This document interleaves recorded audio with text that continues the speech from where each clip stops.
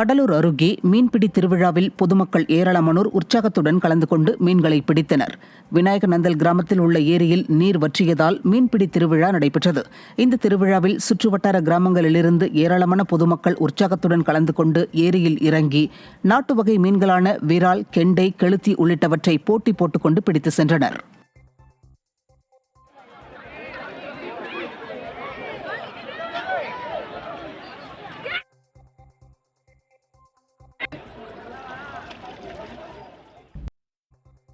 மதுரை மாவட்டம் கள்ளிக்குடி உர தொழிற்சாலையை நிரந்தரமாக மூடக்கோரி முன்னாள் அமைச்சர் ஆர்.பி. உதயகுமார் மாவட்ட ஆட்சியருக்கு மீண்டும் கடிதம் அனுப்பினார்.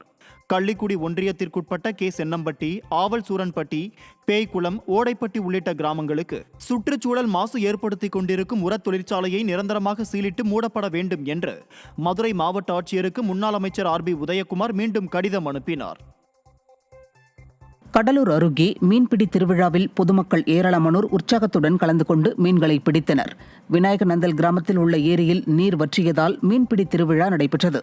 இந்த திருவிழாவில் சுற்றுவட்டார கிராமங்களிலிருந்து ஏராளமான பொதுமக்கள் உற்சாகத்துடன் கலந்து கொண்டு ஏரியில் இறங்கி நாட்டு வகை மீன்களான விரால், கெண்டை, கெளுத்தி உள்ளிட்டவற்றை போட்டி போட்டுக்கொண்டு பிடித்து சென்றனர்.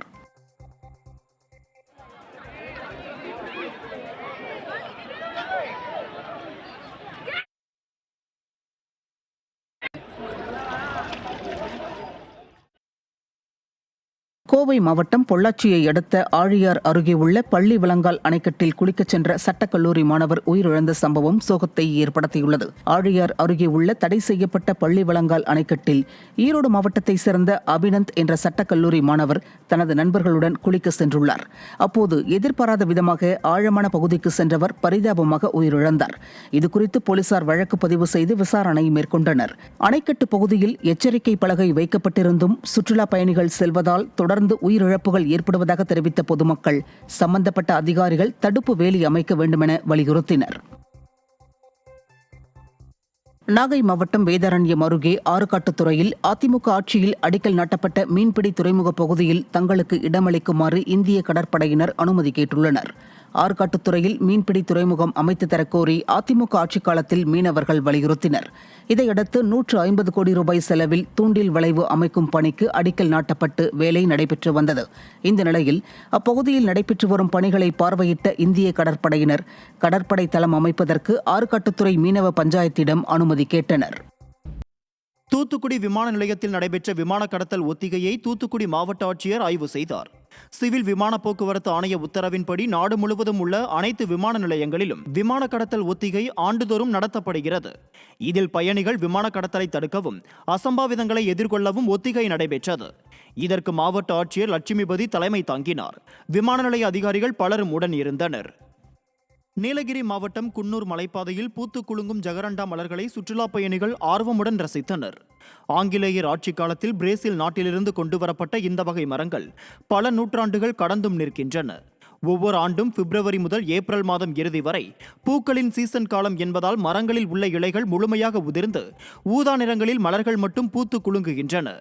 இதனை சுற்றுலா பயணிகள் ஆர்வமுடன் கண்டு ரசித்து செல்கின்றனர். ஸ்ரீரங்கம் அரங்கநாத சுவாமி கோயில் சித்திரை தேர் திருவிழா நடைபெறுவதையொட்டி திருச்சியில் மே 6ஆம் தேதி உள்ளூர் விடுமுறை அறிவிக்கப்பட்டுள்ளது. தேர்வு நடைபெறும் பள்ளி, கல்லூரிகள் மற்றும் தேர்தல் பணியில் ஈடுபடும் அதிகாரிகளுக்கு உள்ளூர் விடுமுறை பொருந்தாது என்றும் விடுமுறையை ஈடு செய்யும் வகையில் ஜூன் 29ஆம் தேதி சனிக்கிழமை வேலை நாள் என்றும் மாவட்ட ஆட்சியர் பிரதீப் குமார் அறிவித்துள்ளார். திருநெல்வேலி அரசு மருத்துவக் கல்லூரி மருத்துவமனையில் இருந்து விசாரணை கைதி தப்பி ஓடிய சம்பவம் பொதுமக்கள் மத்தியில் அதிர்ச்சியை ஏற்படுத்தியுள்ளது. பணக்குடியைச் சேர்ந்த மணிகண்டன் கஞ்சா விற்ற குற்றத்திற்காக நீதிமன்றத்தில் ஆஜர்படுத்திவிட்டு சிறையில் அடைப்பதற்காக அழைத்துச் சென்றனர். அப்போது குற்றவாளிக்கு உடல்நலக்குறைவு ஏற்பட்டதை அடுத்து அரசு மருத்துவக் கல்லூரியில் அனுமதிக்கப்பட்டார். அவருக்கு தீவிர சிகிச்சை வழங்கப்பட்டு வந்த நிலையில் மருத்துவமனையில் இருந்து குற்றவாளி தப்பி ஓடிவிட்டார். கஞ்சா விற்பனையை கைகட்டி வேடிக்கை பார்ப்பது போல் கைது செய்த குற்றவாளியையும் தப்பிக்க விட்டு விடிய அரசின் ஏவல் துறை தேடி வருகிறது. அரியலூர் மாவட்ட ஆட்சியர் அலுவலக வளாகத்தில் கந்துவட்டி கொடுமையால் விவசாயி ஒருவர் குடும்பத்தினருடன் பெட்ரோல் ஊற்றி தற்கொலைக்கு முயன்றுள்ளார். சுந்தரேசபுரம் கிராமத்தைச் சேர்ந்த விவசாயி ரெங்கநாதன் அவரது நிலத்தினை பாரி என்பவரிடம் அடமானம் வைத்து 3 லட்சம் ரூபாய் கடன் வாங்கியுள்ளார். வாங்கிய கடனுக்கு 5,40,000 ரூபாய் செலுத்தியும் நிலத்தினை திருப்பித் தராமல் பாரி கூடுதல் பணம் கேட்டு மிரட்டியுள்ளார்.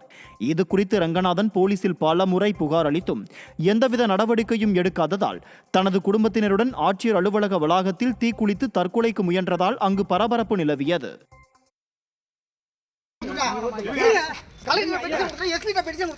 வேற வழி கிடையாது. வேற வழியே கிடையாது. வேற வழியே கிடையாது.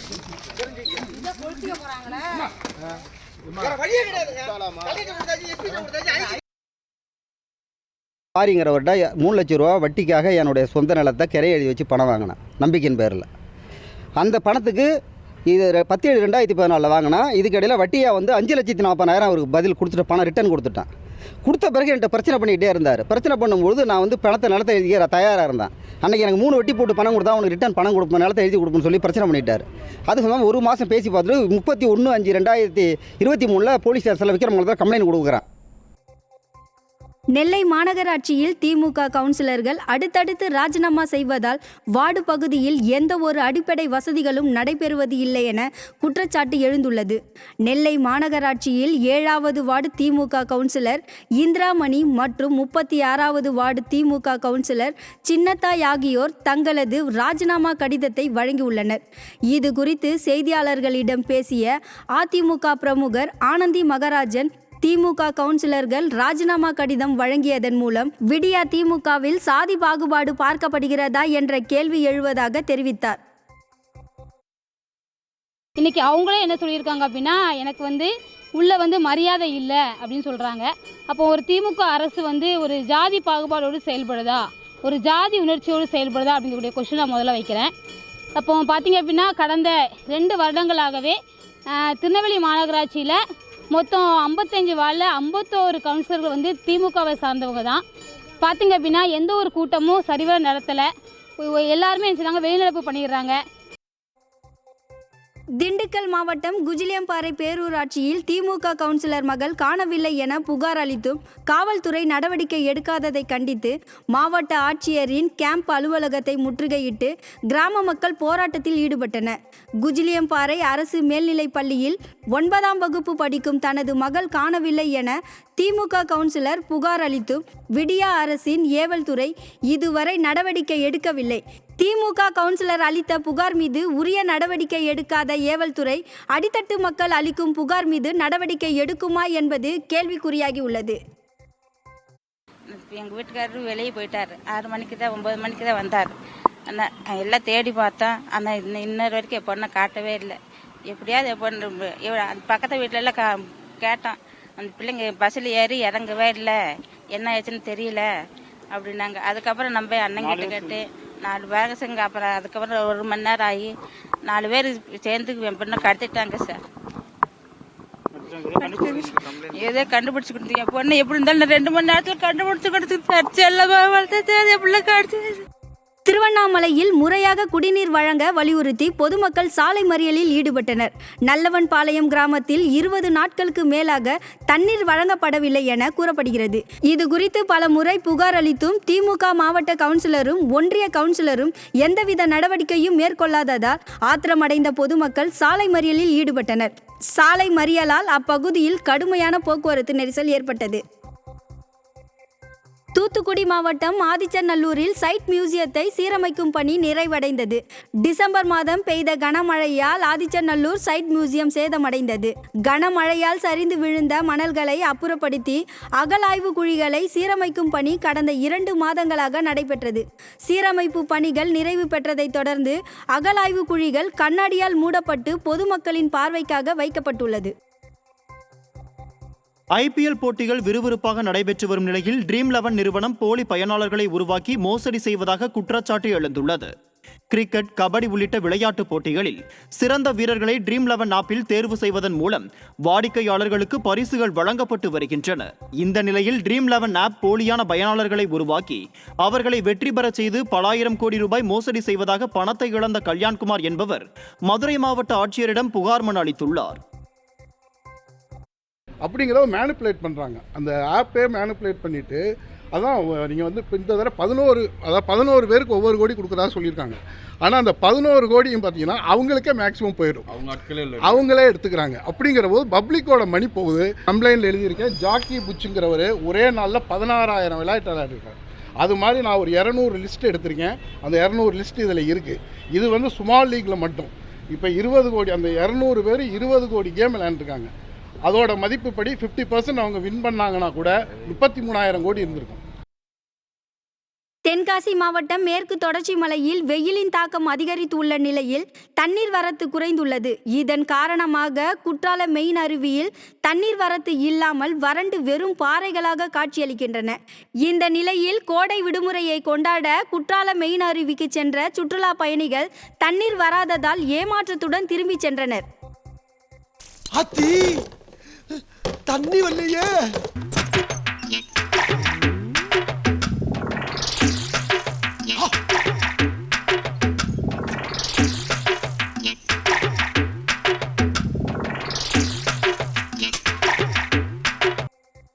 வருமானத்திற்கு அதிகமாக 100 கோடி ரூபாய் சொத்து சேர்த்த வழக்கில் முன்னாள் சார்பதிவாளர் மற்றும் அவரது மனைவிக்கு 5 ஆண்டுகள் சிறை தண்டனை விதித்து திருச்சி சிறப்பு நீதிமன்றம் தீர்ப்பளித்துள்ளது. சார் பதிவாளராக பணியாற்றி ஓய்வு பெற்ற ஜானகிராமன் வருமானத்திற்கு அதிகமாக 100 கோடி ரூபாய் மதிப்பிலான சொத்துக்களை வாங்கி குவித்ததாக கூறப்படுகிறது. இது தொடர்பான வழக்கை விசாரித்த திருச்சி சிறப்பு நீதிமன்றம் முன்னாள் சார் பதிவாளர் ஜானகிராமன் மற்றும் அவரது மனைவி வசந்திக்கு 5 ஆண்டுகள் சிறை தண்டனை விதித்து சொத்துக்களை பறிமுதல் செய்ய உத்தரவிட்டுள்ளது. ஸ்ரீரங்கம் அரங்கநாத சுவாமி கோயில் சித்திரை தேர் திருவிழா நடைபெறுவதையொட்டி திருச்சியில் மே 6ஆம் தேதி உள்ளூர் விடுமுறை அறிவிக்கப்பட்டுள்ளது. தேர்வு நடைபெறும் பள்ளி, கல்லூரிகள் மற்றும் தேர்தல் பணியில் ஈடுபடும் அதிகாரிகளுக்கு உள்ளூர் விடுமுறை பொருந்தாது என்றும், விடுமுறையை ஈடு செய்யும் வகையில் ஜூன் 29ஆம் தேதி சனிக்கிழமை வேலை நாள் என்றும் மாவட்ட ஆட்சியர் பிரதீப் குமார் அறிவித்துள்ளார். கரூர் அருகே உயர் மின்கோபுரம் அமைக்க விளைநிலங்களை அளிக்கும் விடிய அரசை கண்டித்து விவசாயிகள் 5வது நாளாக உண்ணாவிரத போராட்டத்தில் ஈடுபட்டுள்ளனர். ஆண்டிச்செட்டிப்பாளையம் முதல் தென்னிலை கரைத்தோட்டம் வரை விளைநிலங்களுக்கு நடுவே உயர்மின் கோபுரம் அமைத்ததற்காக விடிய அரசு இதுவரை இழப்பீடு வழங்கவில்லை என்று விவசாயிகள் குற்றம் சாட்டினர். விவசாயிகளுக்கு ஆதரவாக அப்பகுதி மக்களும் உண்ணாவிரத போராட்டத்தில் ஈடுபட்டுள்ளனர். மயிலாடுதுறை அருகே சித்தர்காடு கிராமத்தில் உள்ள ஸ்ரீ பிரம்மபுரீஸ்வரர் கோயிலில் வழிபாட்டிற்கு இடையூறு செய்த இந்து சமய அறநிலையத்துறை அதிகாரிகளை கண்டித்து பொதுமக்கள் இந்து சமய இணை ஆணையர் அலுவலகத்தை முற்றுகையிட்டு தர்ணா போராட்டத்தில் ஈடுபட்டனர். சித்தர்காடு கிராமத்தில் உள்ள ஸ்ரீ பிரம்மபுரீஸ்வரர் திருக்கோயிலில் சித்திரை திருவிழாவில் இந்து சமய அறநிலையத்துறை அதிகாரிகள் கோயிலில் பாடல்கள் போடக்கூடாது என தெரிவித்து பூஜை பொருட்களை வீசி எறிந்ததாக கூறப்படுகிறது. மேலும் இந்து அறநிலையத்துறை இணை ஆணையர் கோயில் அர்ச்சகரை தரக்குறைவாக பேசியதால் இந்து சமய அறநிலையத்துறை இணை ஆணையர் அலுவலகத்தை முற்றுகையிட்டு பொதுமக்கள் போராட்டத்தில் ஈடுபட்டனர். மதுரை அருகே வெயிலின் தாக்கத்தால் பார்வை மாற்றுத்திறனாளி மயங்கி விழுந்த சிசிடிவி காட்சி வெளியாகி உள்ளது. மரவன்குளம் பகுதியில் பேனா விற்பனை செய்யும் பார்வை மாற்றுத்திறனாளி ஒருவர் சாலையை கடக்க முடியாமல் வெகு நேரமாக தவித்துக் கொண்டிருந்தார். பின்னர் நடுரோட்டிற்கு வந்த அவர் ஒரு கட்டத்தில் தான் கொண்டு வந்த பையை கீழே போட்டுவிட்டு அங்கேயே மயங்கி விழுந்தார். இது தொடர்பான சிசிடிவி காட்சிகள் வெளியாகி அதிர்ச்சியை ஏற்படுத்தியுள்ளது. விடியா திமுக ஆட்சியில் தூர்வாரும் பணி என்ற பெயரில் மணல் கொள்ளை நடைபெறுவதாக அரியலூர் மாவட்ட விவசாயிகள் குற்றம் சாட்டியுள்ளனர். ஜெயங்கொண்டம் அருகே மேலணிக்குழி கிராமத்தில் உள்ள ஓடையில் தூர்வாரும் பணி நடைபெற்று வரும் நிலையில் முறைகேடாக விளைநிலங்களுக்கு செல்லும் பாதையை அழித்துவிட்டு லாரிகள் மூலம் மணல் கொள்ளை நடைபெறுவதாக கூறப்படுகிறது. 48 லட்சம் ரூபாய் மதிப்பிலான மணல் கொள்ளை அரங்கேறிய நிலையில் அரசு அதிகாரிகள் கைகட்டி வேடிக்கை பார்ப்பதாக விவசாயிகள் குற்றம் சாட்டியுள்ளனர். இந்த மண்மேட்டில் பார்த்தீங்கன்னாக்கா 600 வண்டி லாரி இருக்குங்க, டிப்பர் லாரி. இந்த லாரியை வந்து என்ன பண்ண போகிறோன்னு கேட்டால் கவர்மெண்ட்டில் வந்தவங்க அதிகாரியை எங்களுக்கு தெரியாதுங்க. அது இப்போ நாங்கள் என்ன செய்வாங்கன்னு தெரியல, காரண்டிக்காரர் கேட்டு சொல்கிறோன்ட்டு போயிட்டாங்க, விளையிட்டாங்க. திண்டுக்கல் மாவட்டம் கொடைக்கானலில் பூத்து குலுங்கும் ரோஜா மலர்களை சுற்றுலா பயணிகள் கண்டு ரசித்தனர். அப்சர்வேட்டரி பகுதியில் உள்ள அரசு ரோஜா தோட்டத்தில் வண்ண வண்ண ரோஜா மலர்கள் ஒரே இடத்தில் நடவு செய்து பராமரிக்கப்பட்டு வருகிறது. 10 ஏக்கரில் சுமார் 1500க்கும் மேற்பட்ட ரோஸ் வகைகள் தற்போது பூத்து குலுங்க துவங்கி உள்ளதால் சுற்றுலா பயணிகள் ஆர்வத்துடன் கண்டு ரசித்தனர். கடலூர் மாவட்டம் வடலூரில் அரசு ஆவணங்கள் ஆங்காங்கே சிதறி கிடப்பதால் பொதுமக்கள் அதிர்ச்சி அடைந்தனர். வடலூர் நகராட்சியின் புதிய அலுவலக கட்டடம் பயன்பாட்டுக்கு வந்துள்ள நிலையில் தற்காலிக நகராட்சி அலுவலகத்தில் இருந்த கோப்புகள் முறையாக எடுத்துச் செல்லப்படாமல் ஆங்காங்கே சிதறி கிடக்கின்றன. விடியா திமுக ஆட்சியில் கோப்புகளை கூட பராமரிக்காத அரசு அதிகாரிகள் எப்படி மக்களின் பிரச்சனைகளை தீர்ப்பார்கள் என வடலூர் மக்கள் கேள்வி எழுப்பியுள்ளனர். திருநெல்வேலி மாநகராட்சி அலுவலகத்தில் உடனடி பணி மற்றும் முறையான ஊதியம் வழங்க வலியுறுத்தி தூய்மை பணியாளர்கள் உள்ளிருப்பு போராட்டத்தில் ஈடுபட்டனர். தச்சநல்லூர் மண்டல பகுதியில் பணியாற்றும் 140 தூய்மை பணியாளர்களுக்கு சில மாதங்களாக ஊதியம் குறைவாக வழங்கப்படுவதாகவும் தனியார் நிறுவனத்தின் கீழ் பணிபுரிய கட்டாயப்படுத்துவதாகவும் குற்றச்சாட்டு எழுந்தது. இது குறித்து மாநகராட்சி அதிகாரிகளிடம் விளக்கம் கேட்டதற்கு முறையான பதில் அளிக்கப்படாததால் தொடர் போராட்டத்தில் ஈடுபடப் போவதாக எச்சரிக்கை விடுத்துள்ளனர். திண்டுக்கல்லில் விடியா திமுக பிரமுகருக்கு சொந்தமான நிலத்தை போலி ஆவணங்கள் மூலம் அபகரிக்கப்பட்டது தொடர்பாக 13 பேர் மீது வழக்கு பதிவு செய்யப்பட்டுள்ளது. சேவுகம்பட்டி பகுதியில் விடியா திமுக பேரூர் செயலாளர் தங்கராஜுக்கு சொந்தமான 62 சென்ட் விளைநிலம் போலி ஆவணங்கள் மூலம் சகாய செல்வி என்பவரின் பெயரில் பத்திரப்பதிவு செய்யப்பட்டது. இந்த நிலையில் போலி பத்திரப்பதிவுக்கு துணை போன சார் பதிவாளர் பாலமுருகன் கைது செய்யப்பட்டுள்ள நிலையில் விடியா ஆட்சியில் திமுக பிரமுகரின் சொத்துக்கே பாதுகாப்பில்லாத சூழல் ஏற்பட்டுள்ளதாக பொதுமக்கள் குற்றம் சாட்டியுள்ளனர்.